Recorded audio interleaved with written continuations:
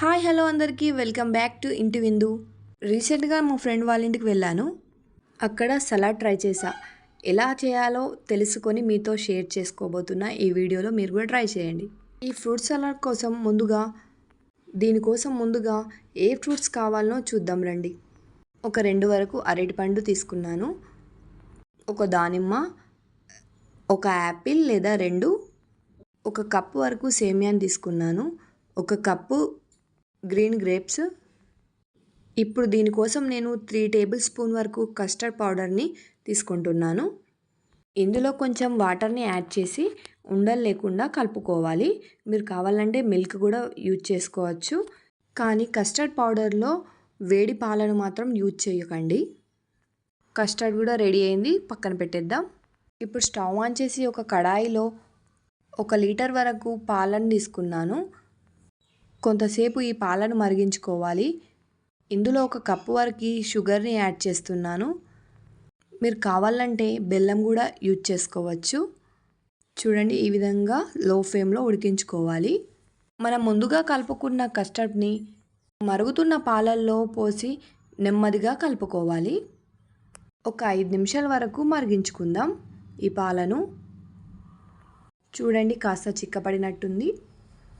చిక్కగా అయిన తర్వాత ఇప్పుడు దింపేసుకొని ఒక 10 నిమిషాల పాటు ఫ్యాన్ కింద ఉంచేయండి. ఆ తర్వాత ఫ్రిడ్జ్లో ఉంచేయండి. కనీసం ఒక 2 గంటల వరకైనా ఫ్రిడ్జ్లో ఉంచండి.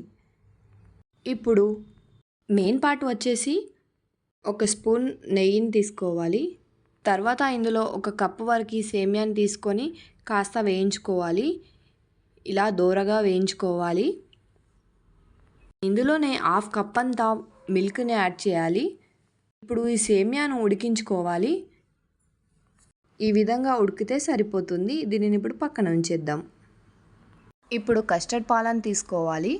ఇందులో సన్నగా తరిగి పెట్టుకున్న యాపిల్స్ ముక్కల్ని, 2 ముక్కలుగా కట్ చేసుకున్న గ్రీన్ గ్రేప్స్ని, అలాగే అరటిపండు ముక్కల్ని,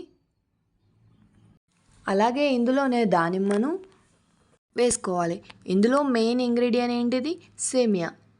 ఇప్పుడు మనం ఉడికించి పక్కన పెట్టుకున్న సేమియాను ఇందులో యాడ్ చేసుకోవాలి. ఇప్పుడు ఇదంతా ఒకసారి నెమ్మదిగా కలుపుకోవాలి.